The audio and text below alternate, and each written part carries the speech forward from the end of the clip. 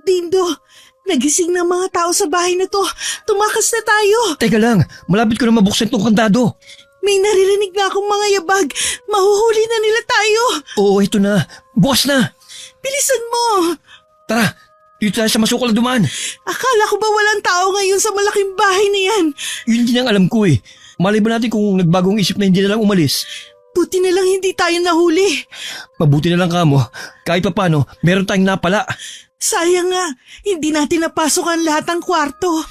Hayaan mo na. At least may nakuha pa rin tayo kahit konti. Oo nga. Teka, ano yun? Naririnig mo ba? Parang papunta sa direksyon natin. Tuwak muna tayo bago pa nila tayo mahuli. Teka, hintayin mo ako, Dindo! Bilisan mong tumakbo. Kailangan natin makarating sa highway. Parehong habol ang paghinga ng mag-asawa nang marating nila ang highway, kung saan kahit na 10 oras na ng gabi ay marami pa rin dumaraang mga sasakyan. Lumingon si Dindo sa pinanggalingan nila habang sapo ang dibdib. Sa tingin niya, hindi naman sila nasundan ng mga humahabol sa kanila. Pagod na ako, Dindo. Parang hihiwalay na ang mga binti ko sa pagod. Konting tiis na lang. Hanggang dito tayo nakakalayo, hindi tayo pwede magpahinga. Wala na naman humahabol sa atin eh. Magpahinga muna tayo. Tsaka ka na magpahinga. Ay nako, pagod na talaga ako. Kung gusto mo, ikaw na lang ang maglakad. Basta ako magpapahinga ako dito. Ano ka ba? Huwag ka nga sumalampak dyan. Para kang bata eh. Sa pagod na talaga ako eh. O sige na nga. Pero 5 minuto lang ha.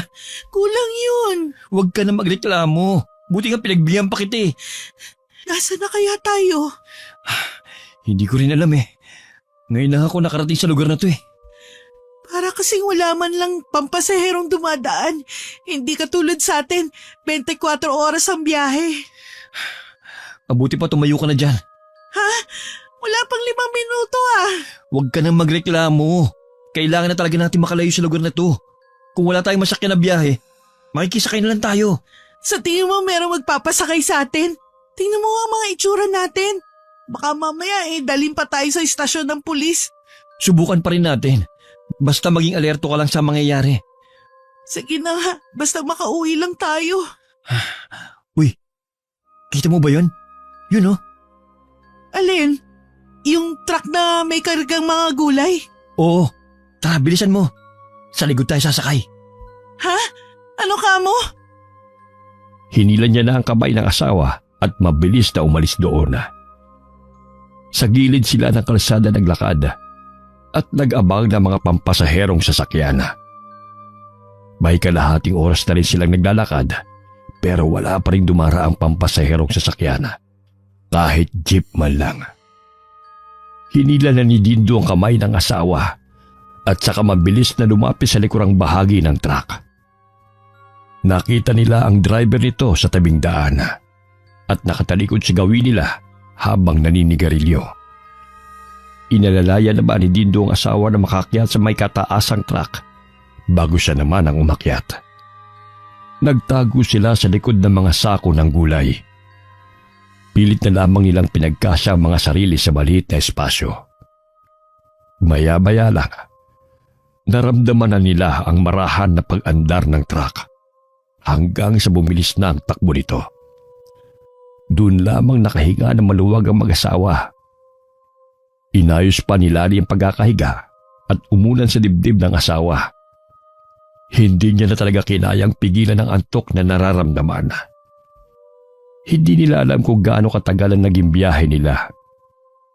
Pareho kasi silang nakatulog at nagising na mataas na ang sikat ng araw. Nakatigil din ang truck sa tabing daan. Bumaba sila sa truck at inilibot ang paningin sa buong paligid.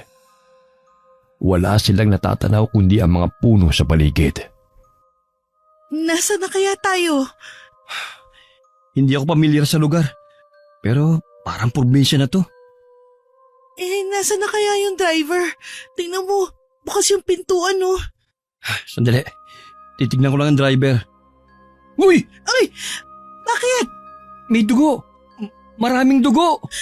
Oo nga! Nasaan kaya yung driver? Sa kanya kaya yan? Ewan ko. Mabuti pang umalis na tayo rito. Baka mamaya tayo pa mapagbintangan. Hanapin na muna natin yung driver. Baka nandyan lang siya sa tabi-tabi at nangangailangan ng tulong. Oh, sige. Hanapin natin siya. Sa ilang minuto nilang paghahanap, tanging putol na braso lamang ang kanilang nakita. Natitiyak nila na patay na ang driver ng truck. Bumalik sila sa truck at naghalungkat ng pwede nilang magamit. Isang patalim ang nakuha nila. Dinala nila yon at saka lumayo na sa lugar na yon. May ilang oras na rin silang naglalakad. Pero ni isang bahay wala pa silang natatanaw. Napakataas pa ng sikat ang araw ng mga sandaling yon. Matinding uhaw na rin ang nararanasan nila, maliban pa sa pagkalam ng sikmura. Nanghihina na ako dito. Dito na yata ako mamamatay. Huwag ka nga magsalita ng ganyan. Parang yung nilooban nating bahay yun ang nagbigay sa atin ng kamalasan. Nagkataon lang ang lahat. Mas minalas yung driver. Ano kaya nangyari sa kanya? Kung pinatay siya, bakit hindi man lang tayo nagising? Magpasalamat ka na hindi tayo nagising. Baka pati tayo ganun din ang sinapit. Oo nga, kaya swerte pa rin tayo. Kapag hindi tayo nakahanap ng bahay na pwedeng mahinga ng tulong, siguradong matutulad tayo sa driver ng truck. Ano ka ba? Huwag ka nga magsalita ng ganyan. Bilisan na lang natin ang paglalakad. Hanggang dumilim na lamang, ay wala pa rin silang matanaw na kabahayan. Nangihina na si Lani. Pakiramdam niya tuyong-tuyo na ang lalamunan niya. Napaupo na lang siya sa isang tabi at sumandal sa katawan ng puno. Napapikit na lamang siya sa kawalan ng pag-asa. Nagsalimbayan din sa kanyang iisipan ang mga ginawa nilang mag-asawa. Sumagi sa isip niya na baka yun na ang karma sa masama nilang gawain. May ilang taon na rin mula nang gawin nila ang trabaho na panloloob sa mga kabahayan. Pinapasok nila ang mga malalaking bahay para nakawan.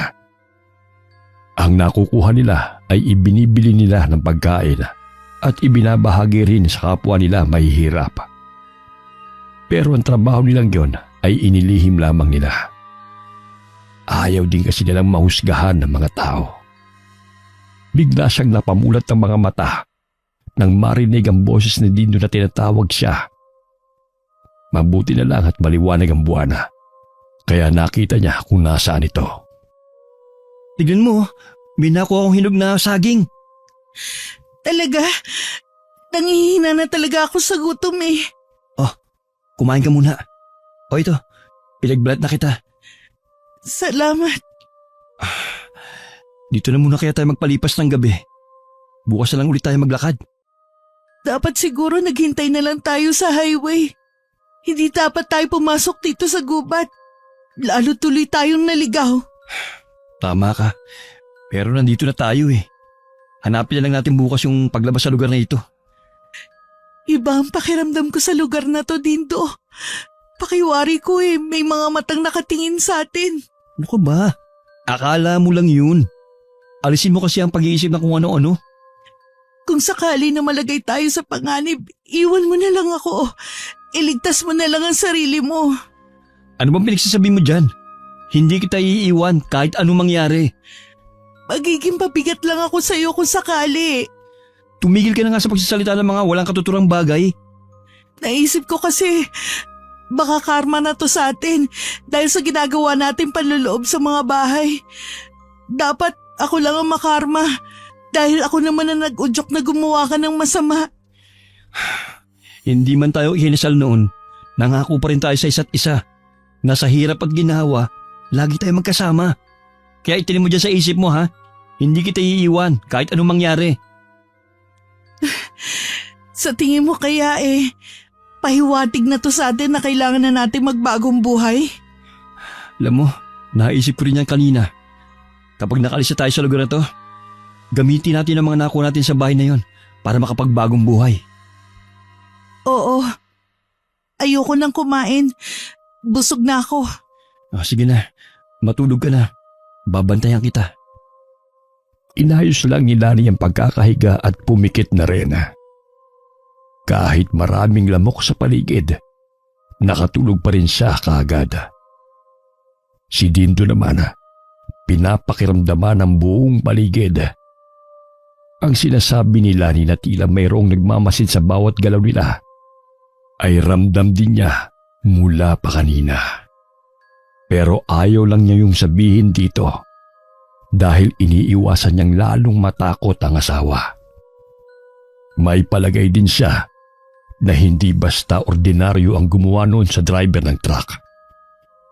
Dahil laking probinsya siya at lumaki sa lahat ng klase ng kababalaghan, naniniwala pa rin siya sa mga nilalang ng dilim, katulad ng mga aswang. Kahit mabigat na ang talukap ng mga mata, ay pilit pa rin nilalabanan ni Dindo ang antok. Mag-uumaga na rin nang tuluyan siyang igupo ng antok. Marahang yugyug sa balikat ang nagpagising sa kanya. Pupungas-pungas pa siyang ng padilat. Maliwanag na pala. Kanina ka pa magising? Hindi pa naman natatagalan. Buti pa. Kainin muna natin tong natirang saging bago tayo maglakad. Napasarap ang tulog ko kagabi. Tsaka kahit papano, nanumbalik ang lakas ko. Alam mo ba, maraming saging sa pinagkunan ko nito. Baka ako may nangangalaga eh. Ibig sabihin, baka may kubo sa malapit. Baka may tao tayo mahihingan ng tulong. Sana nga may makita tayong tao na pwede nating mahingan ng tulong. Hindi maikakaila sa mukha ng mag-asawa ang kasiyahan na baka merong kubong malapit sa lugar na yon. Binilisan na nila ang pagkain at ang natira ay dinala na lamang nila. May ilang oras na silang naglalakad, ngunit wala pa rin silang natatanaw na kahit na ano. Naisipan din nilang bumalik na lamang sa pinanggalingan, pero hindi na nila matandaan kung saan sila dumaan. Umakyat na rin sa taas ng puno si Dindo, pero walang hanggang bundok at gubat lamang ang kanyang natatanaw. Dismayado siyang bumaba ng puno. Ngunit sa kalagitnaan ay biglang nabali ang sangang tinutungtungan niya at tuluyang siyang nahulog. Unang bumagsak ang kanyang pangupo. Agad naman siyang dinaluhan ni Lani na mangyak-ngyak at sobrang nag-aalala sa nangyari sa kanya. Namimilipit naman sa matinding sakit si Dindo. Sana masakit sa'yo. Nabali yata ang balakang ko. Ang sakit. Huwag ka munang gagalaw ha. Maghahanap ako ng pwedeng ipantapal na halamang gamot. Huwag ka na lumayo. Dito ka lang sa tabi ko. Sa tingin ko, kailangan ko lang na magpahinga. Baka kasi napasama ang bagsak mo eh. Wala tayong magagawa kung napasama nga. Hindi rin tayo makakahingi ng tulong. Wala akong makita na kubo kahit saan. Ano? Ibig mong sabihin, habang buhay na lang tayong narito sa gubat? Isang himala na lang ang makakapagligtas sa atin. Parusa na nga to sa atin. Pwede naman kasi maging mabuti tayo eh. Pero mas pinili pa rin natin maging masama. Siguro nga. Tanggapin lang natin ang kapalaran natin. Ayoko mamatay sa lugar na to. Gusto ko pa magbagong buhay. Huwag ka nang umiyak. Ang importante naman eh, magkasama pa rin tayo hanggang sa huling sandali. Talaga bang dito na tayo mamamatay? Sana may isang himalang mangyari. Yumakap na lang si Lani sa asawa habang nakasandal ito sa katawan ng puno kung saan ito nahulog. Kitang-kita naman sa mukha ni Dindo ang matinding sakit na nararamdaman. May ilang minuto na silang nasa ganoong ayos nang biglang may lumitaw na matandang lalaki sa kanilang harapan. May akay-akay itong kalabaw habang matiim ang titig sa kanila. May ilang sandali lang na nakamulagat ang mga mata ng dalawa habang walang kurap na nakatitig sa matandang lalaki. Ang tingin nila sa matandang lalaki ay tila aparisyon. Totoo ba to? Hindi ba tayo namamalikmata lang? Baka ito nang himalang sinasabi mo. Anong ginagawa niyo sa gitna ng gubat? Totoo po ba kayo? Ano pa sinasabi mo, iho? Naliligaw po kami, Tatang. Kakahapon pa po kami nandito. Malapit na naman pong gumabit. Hindi namin alam ang gagawin. Tulungan niyo po ang asawa ko. Nahulog siya sa puno. Baka napasama ang pagkakahulog niya. Huminahon lang kayo. Tutulungan ko kayo makalis sa lugar na ito. Maraming salamat po, Tatang. Kaya mo bang tumayo, iho? Humawak ka sa akin at isasakay kita sa karumata ko. Aray! Masakit po talagang balakang ko eh. Tiisin mo lang ang sakit. Kailangan na natin makalayo kagad dito bago sumapit ang gabi. Salamat po sa inyo. Akala po talaga namin wala nang darating na tulong eh. Hindi ko rin alam kung bakit ako hinila nitong kalabaw ko na dito sa parting ito dumaan. Madalas kasi sa kabila kami dumadaan eh. At tumatawid lang kami sa ilog. Oh, humiga ka lang dito. Ikaw rin, iha. Sumakay ka na rin. Dito lang sa likod ng kalabaw ako sasakay. Marami pong salamat sa inyo. Kumapit lang kayong mabuti ha. At aalalayan ko rin ang asawa mo. Magiging matagtag ang biyahe natin. Tumango naman si Lani. Umayos na siya sa pagkakaupo. Yun ang kauna-unahang pagkakataon na sumakay siya sa karumata. Kaya hindi siya komportable. Pakiwari niya, anumang sandali ay maaari siyang tumalsik. Si Dindo naman ay napapaigik dahil maalog ang karumatang sinasakyan nila. Makalipas ang 30 minuto, narating na rin nila ang bahay ng matandang lalaki. Nakatirik ang bahay nito sa gitna ng palayan. Nang tumigil sila, tumulong pa ang matandang lalaki sa pag-alalay kay Dindo hanggang makapasok sa loob ng bahay. Pinahiga siya sa katring naroroon na may sapin na manipis na tela. Dumapa ka, iho. Titignan ko lang ang pinsala sa likod mo. Oo. Marunong po ba kayong manggamot?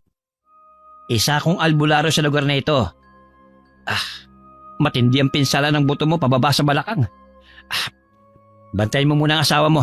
Lalabas lang ako para kumuha ng mga halamang gamot. Sige po, Tatang. Salamat naman at isa pa palang albularyo nakatagpo sa atin. Tama ang sinabi ng matandang lalaki.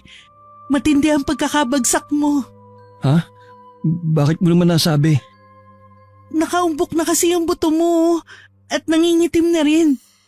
Ha? Kaya pala sobrang sakit. Tapos kapag gumagalaw ako, aray, halos kapusin ako ng hininga. Sana naman huwag magiging grabe ang pinsala. Sana nga. Magkahalong takot at sakit ang mababaka sa mukha ni Dindo. Samantalang si Lani naman ay labis ang pag-aalala sa kalagayan ng asawa. Bigla ring sumagi sa isip niya na baka malumpo ang asawa dahil sa pagkakahulog nito. Lumipas ang nakakailib na sandali bago muling bumalik si Tata Teban. May dala-dala itong mga dahon at balat ng katawan ng puno. Walang imik na umupo siya malapit kay Dindo. Hinawakan ito ang likod ng lalaki at saka hinawakan ang buto. Hindi naman madiin ang pagkakahawak doon ng matandang lalaki, pero napahiyaw sa matinding sakit si Dindo. Napatutup na lang sa bibig si Lani dahil sa matinding awa. Tiisin mong sakit kung ayaw mong malumpo. Ang sakit! Ayan, tapos na. Tatapalan ko lang ng halamang gamot na may langis. Para pong biglang nawala ang sakit. Kailangan mo pa rin mag-ingat na hindi pasukin ng lamig. Maraming salamat po. Maraming salamat po, Tatang, sa paggamot ninyo sa asawa ko. Wala yun, iha. Tungkulin ko talaga ang manggamot. Ako nga pala si Teban. Tata Teban na lang ay tawag niyo sa akin. Siya po si Dindo at ako naman po si Lani. Sa kabila ng hindi magandang sitwasyon ng pagkikita natin, natutuwa akong makilala kayo. Tiyak nagutom na kayo. Dito lang kayo ha, at magluluto muna ako. Tutulungan ko na po kayo. Hindi na, iha. Bantayan mo na lang ang asawa mo. Tatawagin ko na lang kayo kapag nakaluto na ako. Nasundan na lamang ng mag-asawa si Tata Teban nang lumabas siya ng bahay. Halata sa aura ng matandang lalaki na mabuti itong tao. Kaya napanatag din ang kalooban nila. Habang naghihintay, inikot naman ni Lani ang paningin sa buong bahay. May kung ano-anong bagay ang nakasabi sa dingding ng bahay. May isang bagay ang nakaagaw sa kanyang atensyon, kaya nilapitan niya yon. Tila yun latigo at meron ding mga bawang na ginawang kwintas na nasa bintana. Para saan kaya ang mga to? Pangontra sa mga aswang. Ha? Aswang baka mo? Yung isa na parang latigo, yun oh. Tawag dyan buntot pagi. Bakit kaya may ganyan si Tata Teban? Madalas kasi kapag albularyo, may mga ganyan talaga sila. Proteksyon nila yan laban sa iba't ibang mga elemento. Ibig kayang sabihin, may aswang sa lugar na to? Hindi ko alam. Nakakatakot pala ang lugar na napuntahan natin. Huwag ka na mag-alala. Makakaalis na rin tayo sa lugar na ito. Baka bukas pwede na tayo magpatid kay Tata Teban sa sakayan. Sana nga makaalis na tayo dito. Hindi talaga ako komportable sa lugar na to eh. Halos 1 oras din bago muling pumasok si Tata Teban. Niyaya na sila nito kumain. Kaya pala natagalan ito ay dahil kinatay pa niya ang alagang manok para merong may paulam sa kanila. Dahil sa matinding gutom, nang malanghapi lang umuusok pang tinola, hindi na nahiyang mag-asawa na kumain. Animoy parang mauubusan sila nang lantakan nila ang pagkain. Pasensya na po kayo. Gutom na po talaga kami. Hindi mo kailangang humingi ng pasensya. Para sa inyo talagang niluto kong yan. Kaya kumain lang kayo. Maraming salamat po talaga sa inyo, Tata Teban. Utang po namin sa inyo ang pangalawa naming buhay. Akala po talaga namin hindi na kami makakaalis sa lugar na yun. Para na po kaming naliligaw. Kaya nga po umakyat na ako sa puno eh. Pero ni isang bahay po, wala akong matanaw. Tiyak na sinadya ko yung iligaw. Ha? Ano pong ibig niyo sabihin? Ang lugar kung saan ko kayo nakita ay doon din nakatira ang isang tikbalang. Tikbalang po? Kung sino man ang pumasok sa kanyang teritoryo, hindi na nakakalabas pa. Kaya po pala kahit anong gawin namin, hindi kami makalis sa lugar na yun. Pakiramdam ko rin po, may mga matang nakamasid sa amin. Mabuti na lang po napadaan kayo. Malakas ang pakiramdam ng alaga kong kalabaw. Kaya nung hilahin niya ako sa gawing iyon, sumunod na kaagad ako. Alam ko kasi may nais siyang ipakita sa akin. Tata Teban, saan po ang daan palabas sa lugar na ito? Kapag tuluyan ka ng gumaling, ako mismo maghahatid sa inyo sa sakayan. Sa ngayon, manatili muna kayo sa bahay ko. Salamat po, Tata Teban. Kaya lang po nakakaya naman sa inyo. Huwag kayong mahiya. Naniniwala kasi ako na nakatakda talaga ang mag-cruise sa mga landas natin. Ano pong ibig niyong sabihin? Malalaman mo rin, Iha. Sa ngayon, kumain na muna tayo. Nagkatinginan naman ang mag-asawa, pero hindi na muling nagsalita. Itinuloy na rin nila ang pagkain. Pagkatapos ng hapunan, sila nila ang nagpresenta na magligpit ng mga ginamit nilang pinggan at kubyertos. Habang ang asawa at si Tata Teban naman ay nagkukwentuhan sa loob ng bahay. Nung gabing yun, pareho silang hindi makatulog na mag-asawa. Sinuliyapan pa ni Dindo ang matandang lalaki na nasa kabilang katre at nasa loob ng kulambo. Dahil maliwanag ang buwan ng gabing yun, pumapasok ang silahis nito sa dingding na yari sa sawali. Nagkatinginan silang mag-asawa nang makarinig ng mga yabag ng kabayo na sinabayan pa ng paghalinghing ito. Kabayo ba yun? Parang, baka alaga ni Tata Teban. Parang nasa malapit lang eh. Teka, sisilipin ko sa may bintana. Ha? Totoo ba to? Bakit? Anong nakita mo? Meron ng tikbalang. Ano? Sinundan kaya niya tayo rito? Hindi ko alam. Anong ginagawa niya? Nagpapaikot-ikot lang siya sa labas ng bakuran nitong bahay. Tingin ko hindi siya basta makakapasok. Parang may harang na pumipigil sa kanya. Ilang sandali pa, umalis na rin ang tikbalang sa harapan ng bahay ni Tata Tebana. Nakahinga naman ng maluwag ang mag-asawa. Nang sulya pa nila ang matandang lalaki, mahimbing pa rin siyang natutulog. Kahit tuluyan nang nawala ang antok ng mag-asawa, pinilit pa rin nilang matulog ng gabing yun. Kinabukasan, kinuwento nila ang nakita nila nung gabi. Huwag kayong matakot. Hanggat narito kayo sa bahay ko, hindi kayo magagalaw ng tikbalang na yon. Walang anumang elemento rin na makakapasok sa bakuran ko dahil sa mga pangontrang inilagay ko. Kaya po pala hanggang labas lang siya ng bakuran nyo. Ganun na nga. Kaya alisin nyo na ang pag-aalala nyo.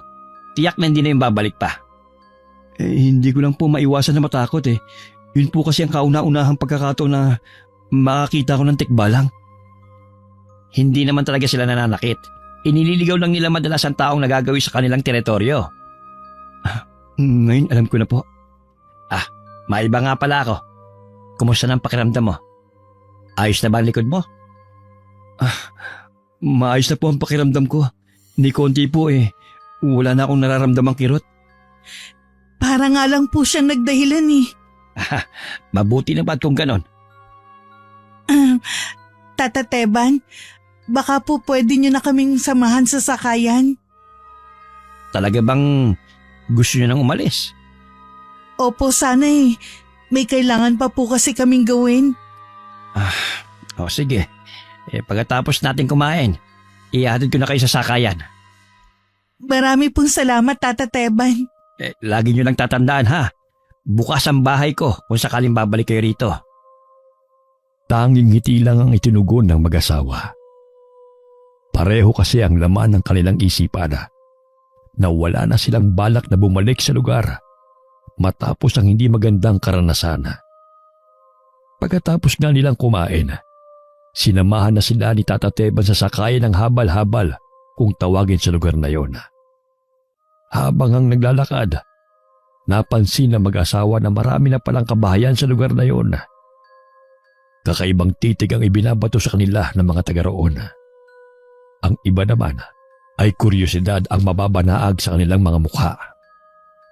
Nang makarating sa pila ng habal-habal, sinabi lang ni Tata Teban sa driver kung saan sila ihahatid.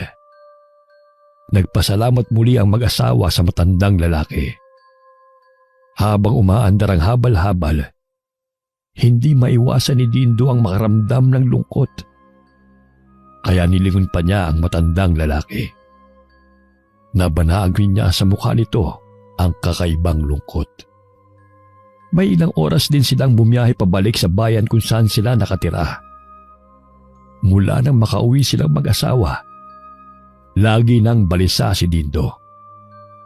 Wala rin siyang ganang gumawa ng kahit anong bagay. Nagtataka na rin si Dani sa kakaibang ikinikilos niya. May problema ba? Bakit mo naman naitanong? Napansin ko kasi na ilang araw ka nang wala sa sarili eh. Hindi ba napag-usapan natin dati na magbabagong buhay na tayo? Oo, kaya nga hindi na tayo nanloloob ng mga bahay eh. Naisip ko lang, bakit hindi tayo tumira sa malayong lugar? Malayo dito. Doon sa tahimik na lugar na walang nakakalam sa gawain natin dati. Diretsahin mo nga ako. Ano bang gusto mong sabihin? Bumalik na lang tayo kay Tata Teban. Ha? Sigurado ka ba sa sinasabi mo? Doon mo gustong tumira? Oo, pinag-isipan ko itong mabuti. Sasama ka ba? Oo naman. Kailangan pa bang itanong yan? Kung nasan ka dapat nandun din ako. Pero bakit doon?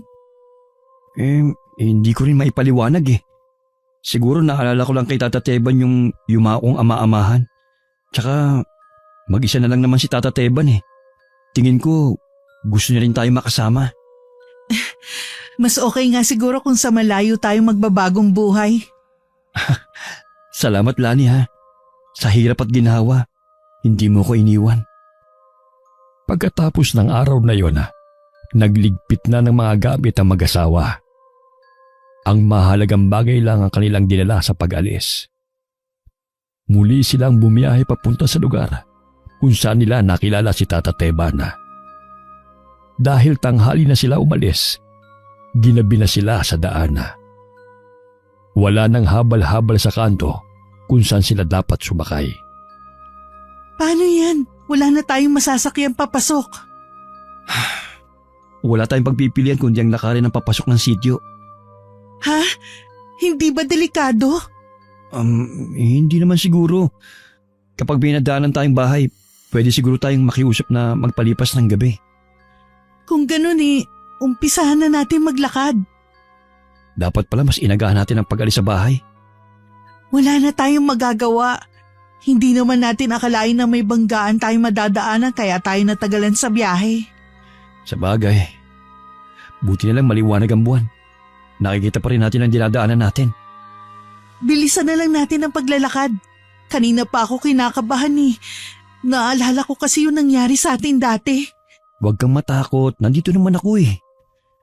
Alam ko naman na hindi mo ako pababayaan, pero hindi ko talaga maiwasan ang kabahan Paano kung hindi pangkaraniwan ang makasalubong natin? Katulad ng tikbalang? Oo, o kaya maligno. Tinatakot mo lang ang sarili mo sa pag-iisip ng mga ganyan eh.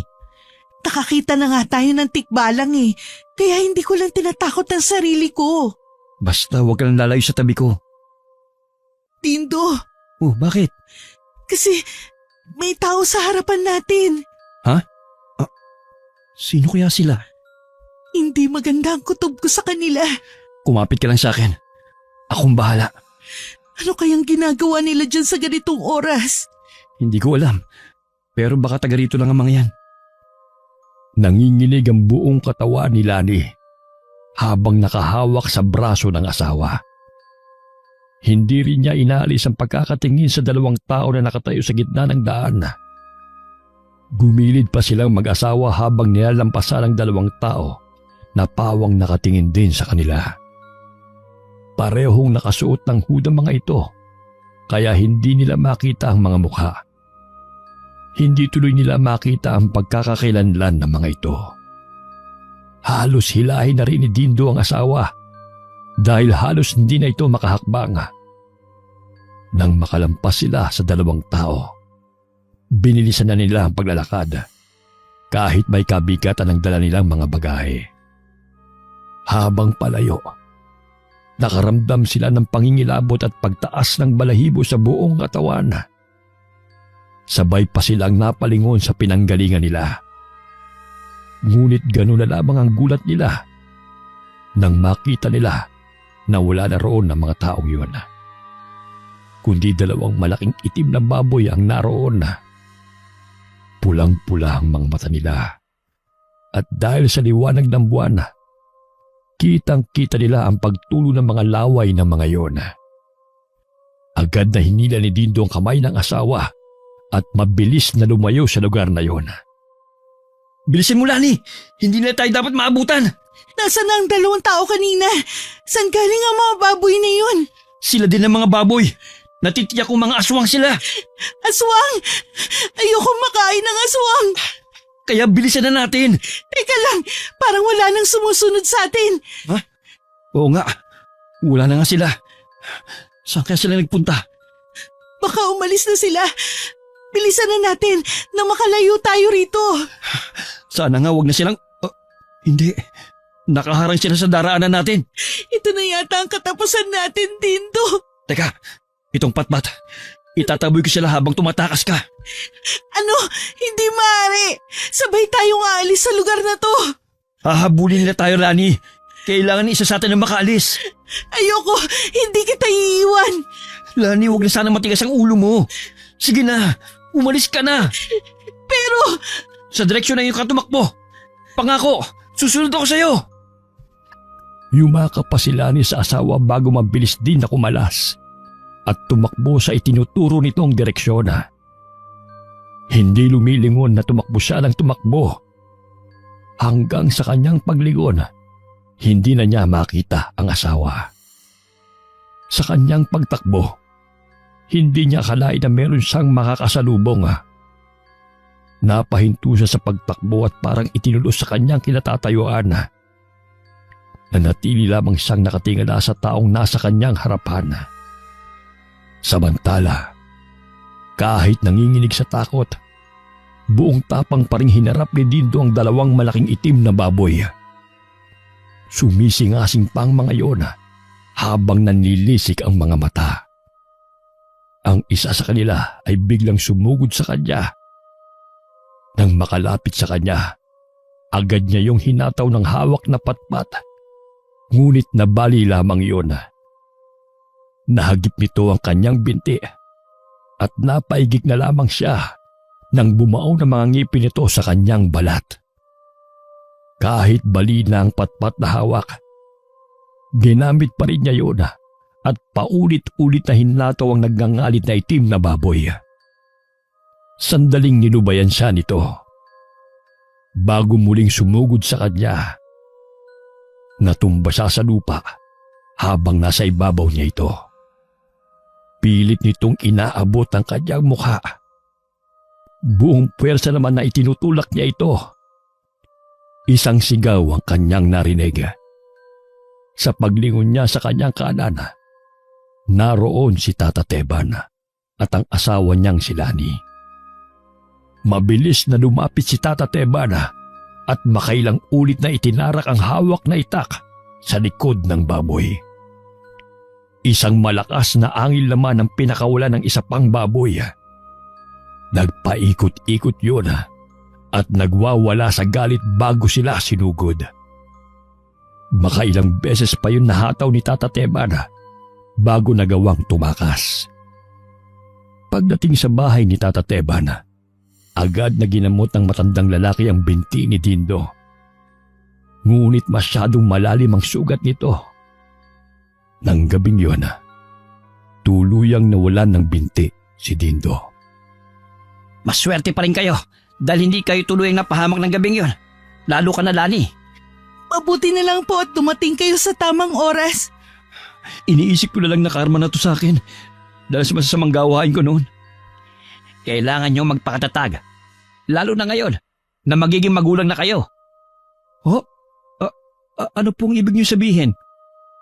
Buntis ang asawa mo, Dindo. Nagkakamali po kayo, Tata Teban. Imposible ang sinasabi ninyo. Tama po ang asawa ko, Tata Teban. Hindi na po kasi siya maaari magbuntis mula nung ilang beses siyang nakunan. Pwede kayo magpatingin sa doktor sa bayan para makatiyak kayo. Posible nga kaya nabuntis ako. Kaya siguro hindi pa ako dinadatnan ng buwan ng dalaw ko. Pero hindi ba sabi ng doktor na tumingin sa'yo dati, hindi ka na magkakaanak? Pwede naman nagkamali lang ang doktor na yun sa pagsuri niya sa akin eh. Hindi naman sila Diyos para magsalita ng tapos. Kung ganun, magiging tatay na rin ako sa wakas? Sana nga talagang totoo na buntis ako. Akala ko pinaparusahan kami sa hindi pagkakaroon ng anak dahil sa ginagawa namin. Ngayon pa lang binabati ko na kayo. Masayang masaya ang mag-asawa sa magandang pangyayaring yun sa kanilang buhay. Para makumpirma nga na nagdadalang tao si Lani, pumunta siya sa bayan para kumonsulta sa isang doktor. Doon nakumpirma nga niya na 2 buwan na siyang buntis. Masayang masaya siyang umuwi ng araw na yun. Habang nasa daan, hindi mapawi-pawi ang ngiti sa labi niya. Malapit na sana siya sa bahay ni Tata Teban nang makarinig siya ng pag-iyak. Nakakaramdam man ng takot, mas nanaig naman sa kanya ang kuryosidad na hanapin ang taong umiiyak na yon. Sa likod ng mayabong na puno, meron doong matandang babae na nakayup-yup habang umiiyak. Hindi na siya nagdalawang isip na lapitan yon at tanungin. Ayos lang po kayo, Lola. Nagluluksa kasi ako ngayon dahil sa pagkamatay ng anak kong babae. Nakikiramay po ako sa inyo. Alam ko po na mahirap mawalan ng anak. Pasensya ka na, iha ko, naabala kita. Hindi niyo naman po ako naabala. Pauwi na rin po kasi ako nang marinig ko ang pag-iyak ninyo. Hindi ka siguro taga rito sa lugar na ito. Ngayon lang kita nakita eh. Dayo lang po kami ng asawa ko rito. Diyan po kami kay Tata Teban nakatira. Kay Teban baka mo? Sa bahay ng albularyong yon? Opo. Kilala niyo po ba siya? Oo. Magaling siyang albularyo. Pero hindi kami personal na magkakilala. Ako nga po pala si Lani. Kilala ko sa palayaw na Kurong. Sa may dulo na nitong sitio ako nakatira. Aling Kurong, huwag niyo po sanang mamasamain ang pagtatanong ko. Ano po bang kinamatay ng anak ninyo? Inatake kami ng masasamang loob. Hindi nakaligtas ang anak kong si Connie. Pasensya na po sa nangyari. Sadya po talagang may mga taong halangang kaluluwa. Tama ka, Iha. Paano, Iha? Kailangan ko nang umalis. Salamat sa pakikipag-usap mo sa akin. Gumaan kahit papano ang pakiramdam ko. Mag-iingat ka, ha? At ingatan mo rin ang dinadala mo. Ho? Paano niyo po nalaman na buntis ako? Isa rin akong ina, kaya alam ko. Mag-iingat din po kayo, Aling Kurong. Salamat, Iha. Sana magkita pa tayo at makapagkwentuhan. Tsak po magkikita pa po tayo. Maliit lang naman po ang sityo na to. Makahulugang ngumiti kay Lani ang matandang babae bago siya naglakad palayo. Nakatanaw naman si Lani sa kanya hanggang mawala na siya sa likod ng mga mayayabong na puno. Pag-uwi naman sa bahay, masayang ibinalita ni Lani sa asawa na 2 buwan na siyang buntis. Tuwang-tuwa naman si Dindo at wala nang pagdududa sa isipan niya na totoo nga ang sinabi ni Tata Teban sa kanila. Kailangan na nating ingatan ang sanggol sa sinapupunan mo. Huwag kang mag-alala. Ingatan ko na ang magiging anak natin. Nakakalungkot nga lang dahil nawalan ako ng binti. Matagal pa bago ako makakapagtrabaho. Malaki pa naman ang ipon natin eh. Tsaka meron pa tayo diyang pwedeng ibenta. Lani, gusto ko sana yung ibang mapagbebentahan. Ipamahagi natin sa mga tao rito. Walang problema sa akin. Gusto ko na rin kasing mabura lahat ng masasama nating ginawa noon. Kapag naibenta na natin ang mga yon, wala nang magpapaalala sa atin sa nakaraan. Humingi tayo ng tulong kay Tata Teban pagdating niya mamaya. Nasaan nga pala siya? May sumundo sa kanya kanina eh. Kailangan daw magamot ang anak ng lalaking sumundo sa kanya. Swerte talaga natin na nakilala natin si Tata Teban. Oo nga, sinabi mo pa. Unang kita ko pa lang sa kanya. Magaan ang loob ko eh. Basta, ang hirap ipaliwanag eh.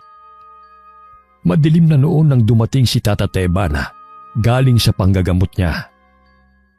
Nakaluto na rin si Lani ng kanilang hapunan ng mga oras na yon.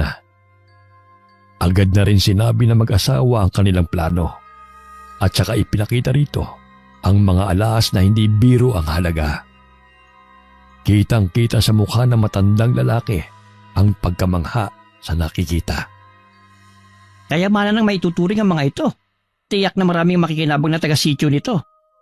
Sigurado na ba kayo na gusto nyong ibenta ang lahat na ito? Oo. Kaya nga po kami bumalik dito para magbagong buhay eh. Hindi po namin yun magagawa kung nasa amin pa rin yung mga yan. May kakilala ako na pwede nating lapitan para maibenta ang mga ito sa mataas na halaga. Salamat po, Tata Teban. Kumuha din po kayo sa mga pagbebentahan bago natin ipamahagi sa mga tao. Hindi ko na kailangan yan, iho. Kontento na ako sa kung anong meron ako. Masaya na ako na pinili niyong manatili sa piling ko. Tipid na napangiti si Dindo sa tinura na yun ng matandang lalaki. Tuwing nagsasalita ng ganon ito, may kakaibang nararamdaman si Dindo. Pakiwari niya, may nais pang sabihin ng matanda sa kanya. Nais man niyang magtanong, tila mayroon namang pumipigil sa kanya. Makaraan nga ng 1 linggo, naibenta na lahat ng gamit at alahas na kanilang nakuha sa panloob sa mga kabahayan noon. Katulad ng sinabi nila, ipinamigay nila yon sa mga taong naninirahan sa sityo na yon. Mas lalong naging malapit ang mag-asawa sa mga taga roon at tinanggap na silang residente ng lugar. 5 buwan na noon ang tiyan ni Lani. May kalakihan din ang kanyang tiyan, kaya hirap na siyang kumilos. Si Dindo naman ay kasakasama lagi ni Tata Teban sa bukid. Hindi naging hadlang ang pagkakaputo ng binti nito para hindi makapagtrabaho. Sa tulong ng saklay, nagagawa pa rin itong makatulong sa pagtatrabaho. Tag-araw noon, kaya napakatining lagi ng sikat ng araw. Kaya madalas, nasa labas ng kubo si Lani. Madalas siyang maglagi sa duyan na ginawa ng asawa. Habang namamahinga, isang panauhin ang biglang dumating. Agad siyang napatayo sa duyan para lumapit sa matandang babae na kilalang kilala niya. Kumusta po kayo, Aling Korong? Mabuti naman, iha. Hinanap ko po kayo nung namahagi kami ng tulong sa mga taga rito. Nabalitaan ko ngayon nung makabalik ako rito. Umalis po pala kayo? Oo, iha. Dinalaw ko ang isa kong malayong kamag-anak. Ang bilis lumaki ng tiyan mo ah. Oo nga po kaya nahihirapan na rin akong kumilos. Maaari ko bang hawakan ng tiyan mo? Ho? Oo naman po. Naalala ko na naman kasi ang namatay kong anak. Alam ko pong nagluluksa pa kayo hanggang ngayon. Hayaan niyo po. Kapag nanganak na ako ipapakita ko po sa inyo ang anak ko. Talaga, iha? Pwede ko ba siyang hawakan o kargahin man lang? Oo naman po. Binibigyan ko po kayo ng permiso. Pinaligaya mo ko, iha. Salamat at kahit papano, maiibsan ang pangungulila ko sa aking anak. Baka po gusto niyo po munang pumasok. Wag na, iha. Napadaan lang talaga ako rito. Gusto lang kitang kumustahin. Aalis na rin ako. Sigurado po ba kayo? Ayaw niyo man lang ng maiinom? Hindi na, iha. Salamat na lang. Lagi ka bang nag-iisa rito sa bahay ninyo? Opo. Ganitong oras po kasi nasa bukid si Tata Teban at ang asawa ko. Lagi na lang kitang dadalawin kung ganon. Sige po, Aling Korong. Minsan nga po naiinip ako dito at wala man lang makakwentuhan. Asahan mo lagi kitang dadalawin dito sa inyo. Kumaway pa si Lani sa matandang babae ng paalis na ito. Nang mawala na sa paningin niya si Aling Korong, bumalik na siya sa pagkakahiga sa duyan. Noong hapon na dumating sina Tata Teban at Dindo, nakaramdam kaagad ng kakaiba sa paligid ang matandang lalaki. May naging bisita ka ba rito kanina? Oo, dumating po kanina si Aling Korong. Pero hanggang labas lang po siya ng bakod. Niyayaya ko nga pong pumasok pero ayaw niya. Ha? Ano pang sinabi sa'yo ng matandang yon? Nakipagkwentuhan lang po siya sandali.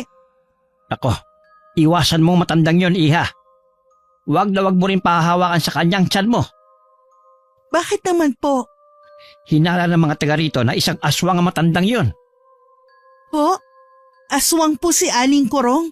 Oo, matagal ko na siyang hindi nakikita. Pero ngayon na nagpakita muli siya sa sityo, malakas ang kutob ko na meron siyang binabalak na hindi maganda. Iyon na po kasi ang pangalawang beses na nakausap ko siya. Mabait naman po siya. Nagpapanggap lang na mabait ang matandang yon. Pero maitim ang budhi niya. Nakausap niyo na po ba siya? Hindi pa. Dahil sa tuwi-tuwi ay umiiwas siya sa akin. Hindi naman din siya makatingin ng diretso sa aking mga mata. Lani, makinig na lang tayo kay Tata Teban. Para din sa yung sinasabi niya. Oo, kaya lang kanina gusto niyang hawakan ng tiyan ko at pinagbigyan ko siya. Ano? Bakit mo hinayaan na hawakan niyang tiyan mo? Kasi nga nangungulila siya sa namatay niyang anak. Tsaka akala ko mabait talaga siya Wala na tayong magagawa pa. Gagawa na lamang ako ng mga pangontra para hindi na siya makalapit sa'yo sa susunod. Nang gabing yun, hindi makatulog si Lani. Napakaalinsangan kasi ng kanyang pakiramdam. Gusto sana niyang maligo, pero kanina pa naghihilik ang kanyang asawa. Nasa likod kasi ang banyo at kailangan pa niyang lumabas. Kinuha na lamang niyang pinilas na karton at saka nagpaypay. Nang mangalay, huminto siya sandali. Bigla siyang nakarinig ng tila kalusko sa silong ng kanilang bahay. Bumaba siya ng katring hinihiga nilang mag-asawa at sinilip ang silong. Napatili siya nang makita ang mabalahibong nilalang sa ilalim habang nanlilisik ang mapupulang mga mata. Agad na nagising ang mga kasama. Mabilis na kumuha ng itak si Tata Teban at lumabas ng bahay. Si Dindo naman, pilit pinapakalma ang asawa. May aswang sa silong ng bahay. Tahan na, hindi siya makakapasok dito sa loob. Hindi naman yun nahayaan. Natakot lang ako. Aray ko, ang tiyan ko, kumikirot. Ha? Sana masakit? Ang tiyan ko pababa sa pusod. Baka may masamang mangyari sa anak natin, Dindo. Teka, hihingi ako ng tulong. Tata Teban! Si Lani po kailangan ng tulong! Ano nangyayari? Masakit po ang tiyan niya. Hindi pa naman niya kabuwalan na. Sandali, kukunin ko ng langis ko. Kinuha ni Tata Teban ang langis niya sa eskaparate. Pinataas niya kay Dindo ang suot nitong duster. Pareho pa silang nagulat nang makita ang tiyan ni Lani. Umaalon-alon kasi yun at may mga nakalitaw na mga ugat.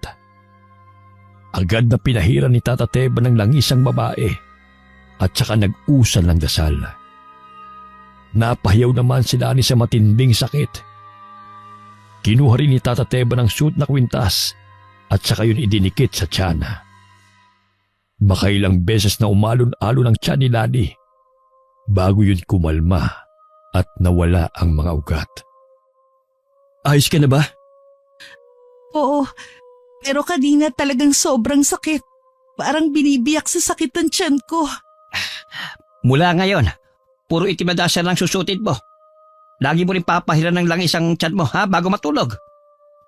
Inaaswang po bang asawa ko? Ganun na nga.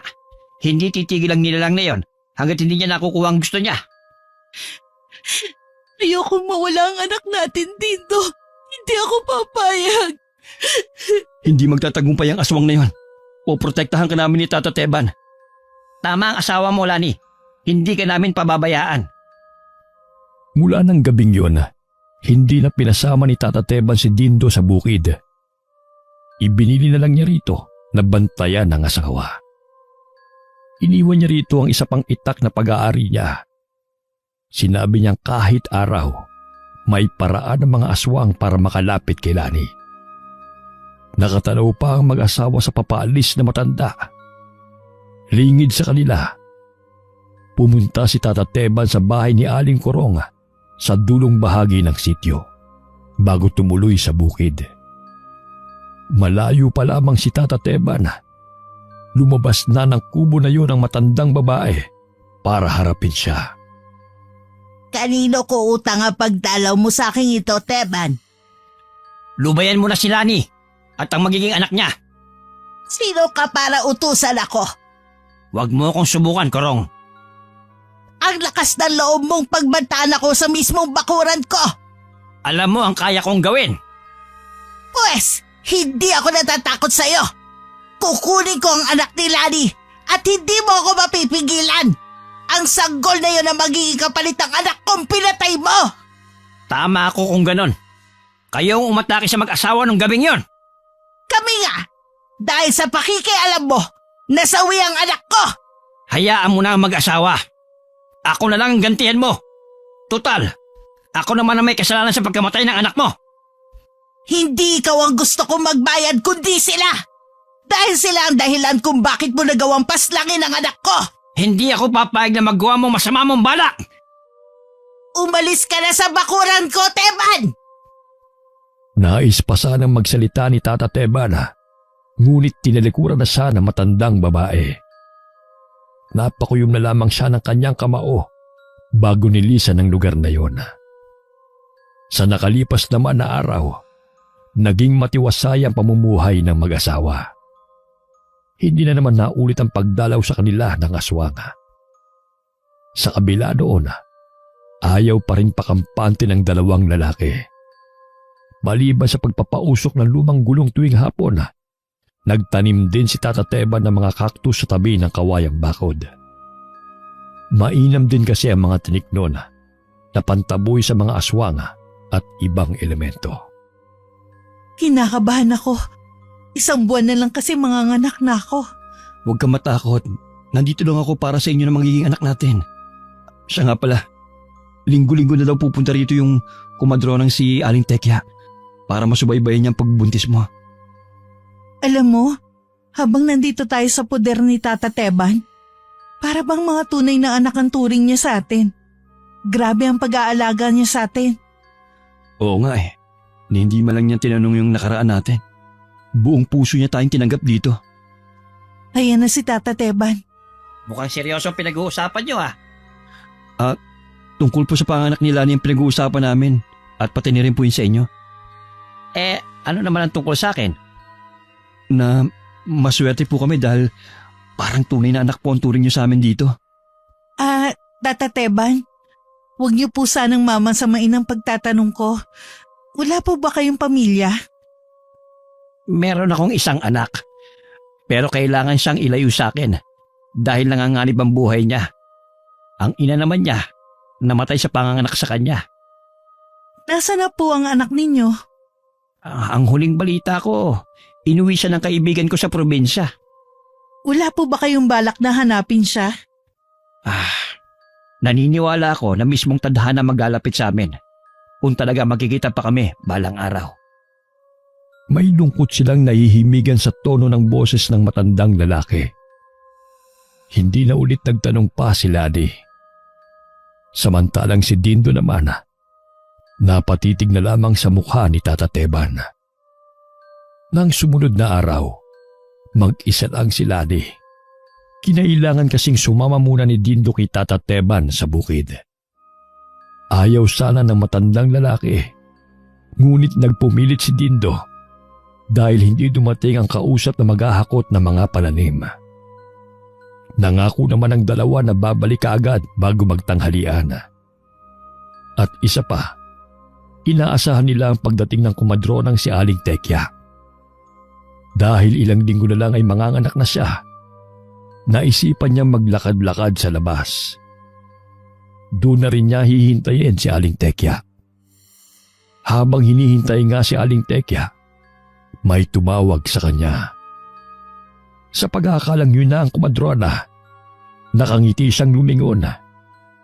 Ngunit napalis din yun nang makilala ang matandang babae. Kumusta ka na, Iha? Pasensya na kung ngayon lang ako nakabalik ulit. Masyado kasing mahigpit ang mga bantay mo eh. Mabuti pa pong umalis na kayo bago pa dumating ang asawa ko at si Tata Teban. Ako ba? Gusto mo ko, Iha? Noon po yun, bago ko pa matuklasan ang totoo niyong pagkatao. Huwag ka maniwala sa mga sinasabi nila tungkol sa akin. Hindi niyo na po kailangan magpaliwanag. Umalis na lang po kayo. Akala ko pa naman iba ka sa kanila. Akala ko ikaw at ang anak mo ang pupuno sa aking pangungulila sa pagkawala ng anak ko. Pasensya na po, pero nagkamali lang ako noon ng sinabi. Huwag mong babawiin ang sinabi mo dahil hindi ko yung matatanggap. Kapag hindi pa kayo umalis, isasaboy ko ang asin na hawak ko sa inyo. Ha! Ibang klase ka ring babae. Pero gaya lang sinabi ko, hindi mo pwedeng bawiin ang sinabi mo. Ano pong binabalak ninyo? Kukunin ko ang anak mo kapalit ng namatay kong anak. Hindi! Hindi ako papayag sa gusto niyong mangyari. Hindi kayo magtatagumpay. Kailanman hindi pa ako nabibigo sa mga plano ko. Tumatawa pa rin ang matandang babae nang dumating si Aling Tekya. Dumampot ng bato ang kumadrona at saka yun ipinukol kay Aling Kurong. Napatigil naman sa pagtawa ang matandang babae at matalim na sinulyapan ng kumadrona. Muling dumampot ng bato ang kumadrona at akmang babatuhin muli si Aling Kurong. Pero mabilis na itong nakatakbo. Nanginginig naman sa matinding takot si Lani. Agad siyang dinaluhan ng kumadrona at pinapasok sa loob. Ilang sandali lang, dumating na rin sina Tata Teban at Dindo. Agad namang ikinuwento ni Aling Tekya ang nangyari. Ang aswang na yun! Sa tingin ko lagi siyang nagmamanman sa atin. Alam niya kasi kung kailan wala akong kasama dito sa bahay. Mula ngayon, dito ka lang sa loob ng bahay. 3 linggo na lang manganganak ka na. Mabuti na yung mag-ingat tayo sa matandang yon. Kahit anong gawin niya, hindi siya makakapasok sa loob ng bakuran. Alam niyang may mga pangontra sa paligid. Maliban na lamang kung ikaw mismo ang lalabas. Natatakot pa rin ako. Huwag ka matakot. Hindi niya makukuha ang anak natin. Niyakap pa ng mahigpit ni Dindo ang asawa na nanginginig pa rin sa takot. Mula nga ng araw na galing sa kanila si Aling Kurong, hindi na talaga lumabas pa ng bahay si Lani. Inabala na lamang niya ang sarili sa pag-aayos ng gamit ng kanyang magiging anak para hindi siya mainip. Hanggang dumating na ang oras ng kanyang panganganak. Maaga pa lamang, naroon na ang kumadronang si Aling Tekya. Hindi na rin mapalagay si Dindo na hindi umalis sa tabi ng asawa. Si Tata Teba naman, nasa labas ng bahay. Bandang tanghali ay sumasakit na ang tiyan at balakang ni Lani. Nagpakulo na ng tubig si Aling Tekya at inayos niya na ang mga tela na gagamitin ni Lani sa panganganak. Inaabot na ng gabi pero ayaw pa rin lumabas ang sanggol sa sinapupunan ni Lani. Halos maubos na ang lakas niya sa bawat pag-ire. Maghahating gabi na nang marinig ang palahaw ng iyak ng isang sanggol sa buong kabahayan. Binalot na ni Aling Tekya ang sanggol ng malinis sa tela. Napangiti naman si Dindo nang makitang babae ang sanggol nila. Ang anak natin. Malusog na sanggol na babae ang anak natin. Talaga, gusto ko siya makita. Nililinisan lang siya ni Aling Tekya. Maya-maya lang itatabi na sa yung anak natin. Huwag mong hayaan na makuha siya ni Aling Kurong. Huwag ka mag-alala. Hindi niya makukuha ang anak natin. Kahit nangihina, nang itabi sa kanya ni Aling Tekya ang kanyang anak, nagawa pa niya yun hagkan sa noo. Bago unti-unting hinila ang kanyang kamalayan, hinaplos-haplos naman ni Dindo ang kanyang noo. Kinabukasan ng nagising si Lani, nasa tabi pa rin niya ang kanyang anak na natutulog. Si Dindo naman, nasa may upuan at mahimbing pa rin natutulog. Naramdaman marahil nito na gising na siya, kaya bigla itong naalimpungatan. Gising ka na pala. Sigurado nagugutom ka na. Teka lang ha, ikukuha kita ng pagkain. Napahaba yata ang tulog ko. Kailangan mo yun. Maraming nawala sa'yong lakas eh. Wala bang nangyari habang natutulog ako? Wala naman. Alam mo ba, maghapon na nasa labas si Tata Teban para magbantay. Talaga? Ang bait talaga ni Tata Teban. Handa niya kayong protektahan. Kahit buhay pa niya ang kapalit. Nasa na pala siya ngayon? Umalis siya kanina bago ka nakaidlip. Sabi niya susundin niya raw si Aling Tekya.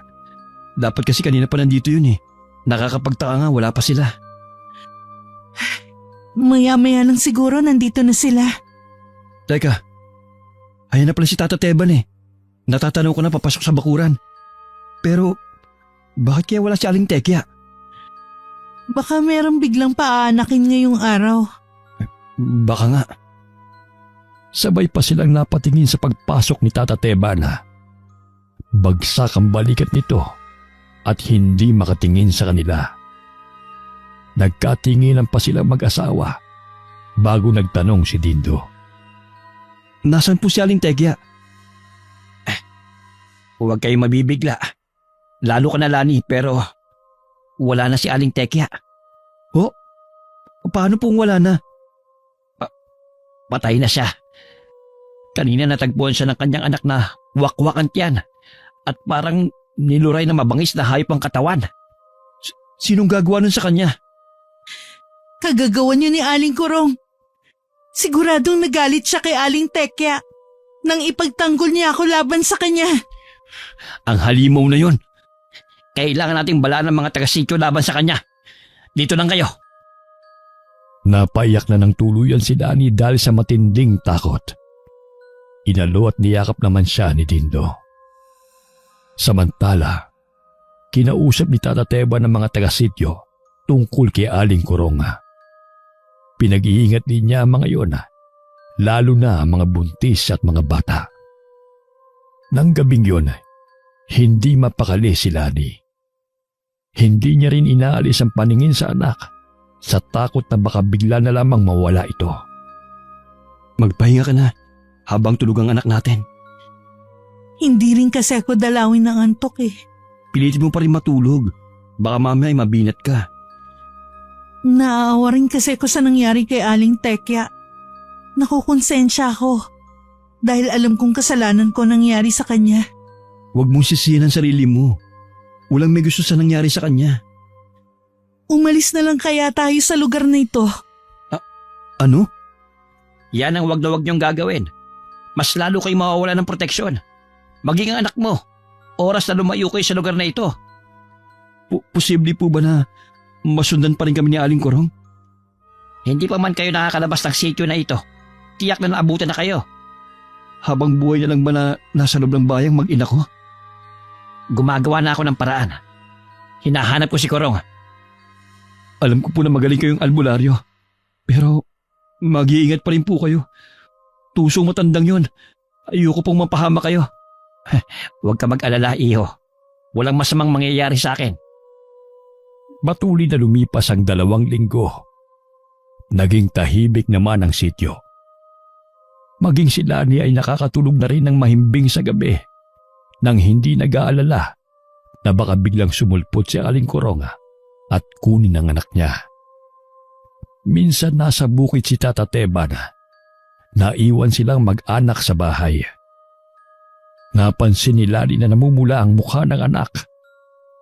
Nang salatin niya ang mukha, laking gulat niya dahil napakainit ng anak niya.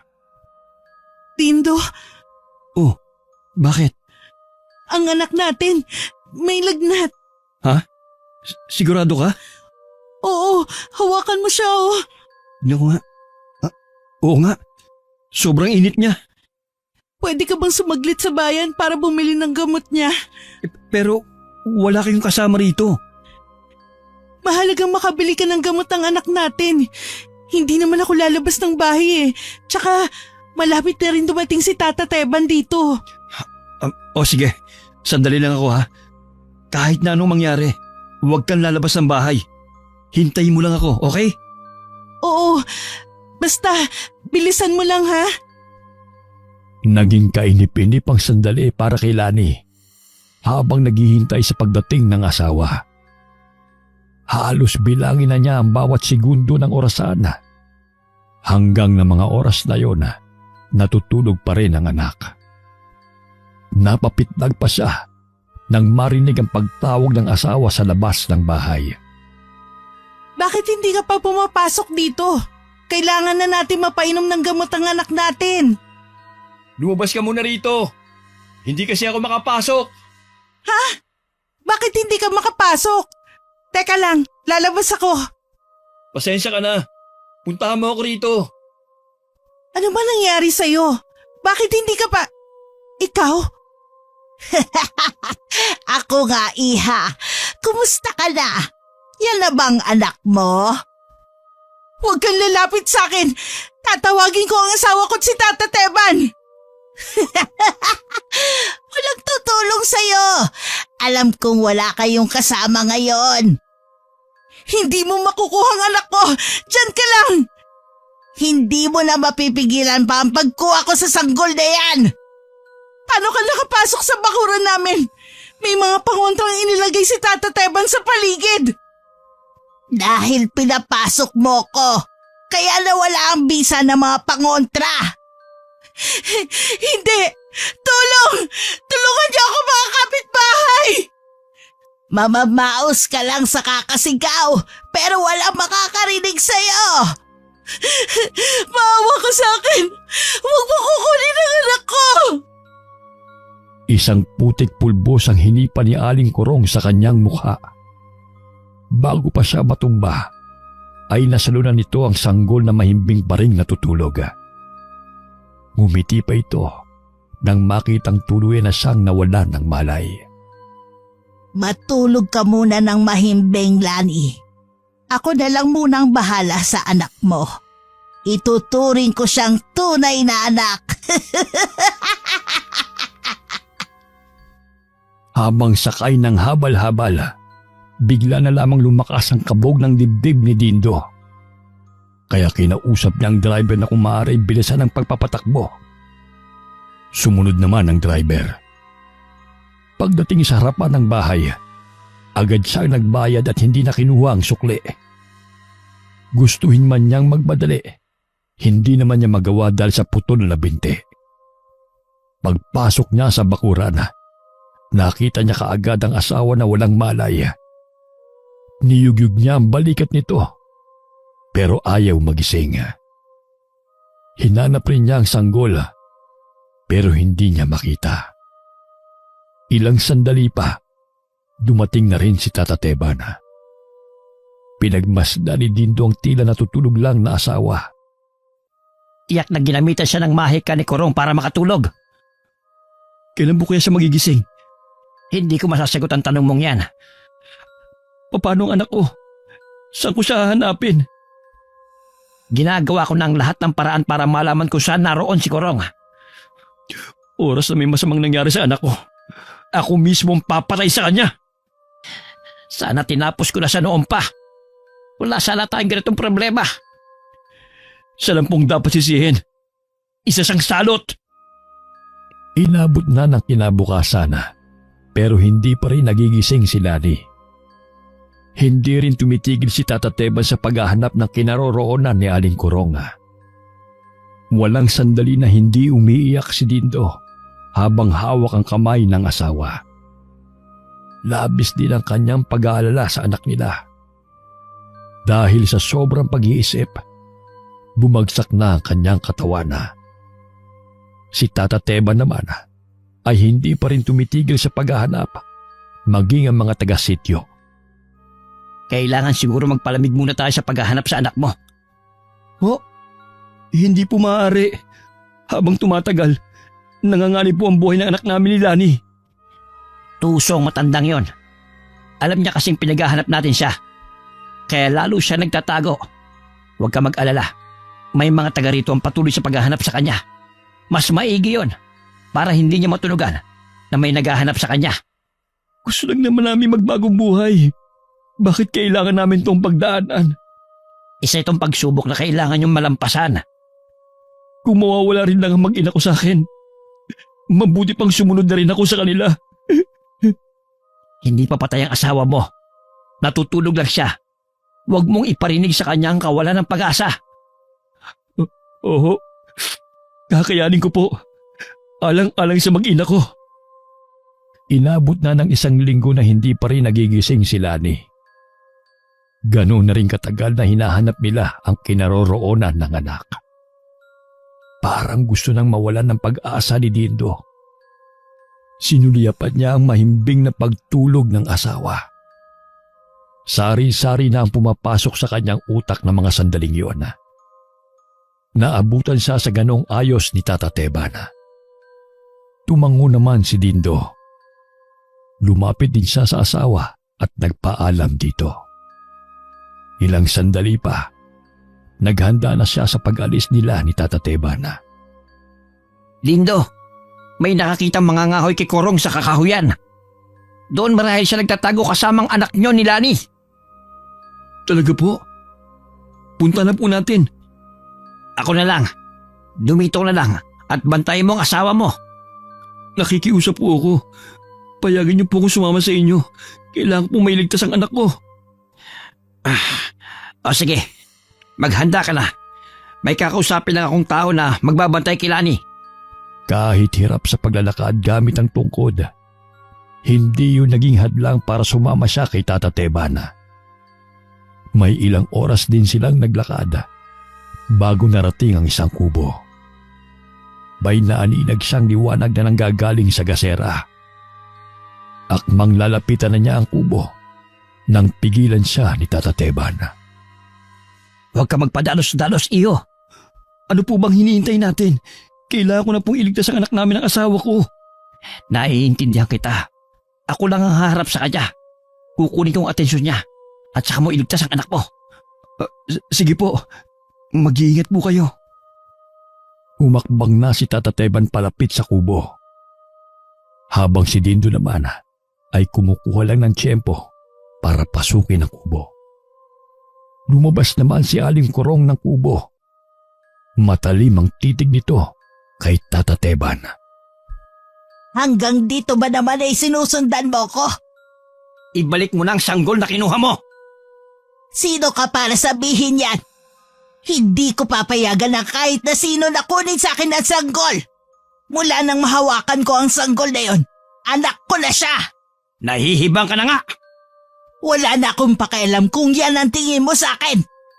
Ngayon, tatapusin na kita para wala nang sino man ang maglalakas ng loob na kalabanin ako. Nagpalit ng anyo si Aling Kurong. Naging isa itong malaking itim na baboy na may 2 pangil sa bibig. Namumula ang mga mata nito habang nakatitig kay Tata Teban. Inilabas naman ni Tata Teban ang kanyang itak. Mahigpit niya yung hinawakan habang naghahanda sa pag-atake ng aswang na si Aling Kurong. Si Dindo naman ay dahan-dahang lumapit sa kubo at pumasok. Nadatnan niya sa kuna na gawa sa kahoy ang kanyang anak. Gising yun at naglalaro. Hindi na napigilan pa ni Dindo na mapaluha nang makita ang anak. Agad niyang kinarga ang anak at pinupog ng halik. Sa labas, matindi naman ang laban na nagaganap. Dahil sa matinding galit na nararamdaman, nagawang gapiin ni Aling Kurong ang matandang albularyo. Tumilapo ng itak na hawak nito sa malayo. Nagawa rin ni Aling Kurong na suwagin ang tagiliran nito. Nang akmang kakagatin na nito ang leeg ni Tata Teban, bigla itong nakarinig ng naapak na sanga ng puno. Paglingon niya, naroon sa labas ng pinto ng kubo si Dindo, karga ang sanggol. Mabilis na sumugod sa kanya si Aling Kurong. Natumba si Dindo at nabitiwan ng sanggol. Mabuti na lamang sa damuhan nito bumagsak at makapal rin ang tela na nakabalot dito kaya hindi ito nasaktan. Muling sinugod ni Aling Kurong si Dindo. Tinamaan ito sa isang paa. Napahiyaw na lang sa sakit si Dindo. Kinagat pa siya nito sa braso. Ako ang harapin mo, halimaw ka! Huwag ang anak ko! Pinulot ni Tata Teban ang itak niya sa lupa. At saka ubod ng lakas na tinaga sa may bandang batok ang malaking itim na baboy. Pumulandit mula roon ang maitim nitong dugo. Nagpaikot-ikot pa yun bago nabuwal sa lupa. Tinulungan naman niyang makatayo si Dindo habang nasa braso nito ang sanggol. Nakarinig sila ng paparating na mga yabag at sa di kalayuan ay ang liwanag ng mga sulok. Papunta na sa lugar na yon ang mga taga-sityo. Nasa di kalayuan sina Tata Teban at Dindo. Habang pinapanood nila ang pagsunog ng mga taga-sityo sa kubo at katawan ni Aling Kurong. Tata Teban, narinig ko pong tinawag niyo akong anak. Ano pong ibig sabihin nun? Totoong anak kita, Dindo. Kaibigan kong matalik ang taong nagpalaki sa'yo. Pero, paano po kayo nakakatiyak? Dahil sa balat sa likod mo. Tingnan mong balat ko sa aking likod. pareho ng laki, kulay at hugis. Oo nga po. Pero sabi ng ama-amahan ko, posible daw napatay na ang totoong ama ko. Nung gabing yon, ipinatakas na kita sa kaibigan ko. Hindi na rin kasi ako noon nakakasiguro na makakaligtas pa ako. Pero isang himala ang nangyari. Nang gumaling ako sa mga sugat na natamo ko, hinanap ko kayo sa bahay ng ama-amahan mo. Pero sabi ng kapitbahay niya, kaalis nyo lang at walang nakakaalam kung saan kayo pupunta. Siguro iniisip ng kaibigan ko na patay na ako, kaya isinama ka na lang niya. Naging mabuti po siyang ama sa akin. Kaya lang po nung high school ako, namatay siya sa isang sakit. Doon po nag-umpisa na mapariwara ako. Ngayon na magkasama na tayo, hindi na ako papayag na mapariwara ka pa. Kaya nga po kami bumalik dito eh. Dahil dito namin nais magbagong buhay. Itay, Anak ko, salamat at nagkita muli tayo. Dininig ng Diyos sa panalangin ko sa kanya na bago ako mawala sa mundong ito, ay magkita muna tayo. Umuwing masaya ang mag-ama. Pagdating nila sa bahay, naghihintay na sa kanila si Lani. Sinalubong sila nito sa labas ng bahay. Salamat at ligtas kayong nakabalik.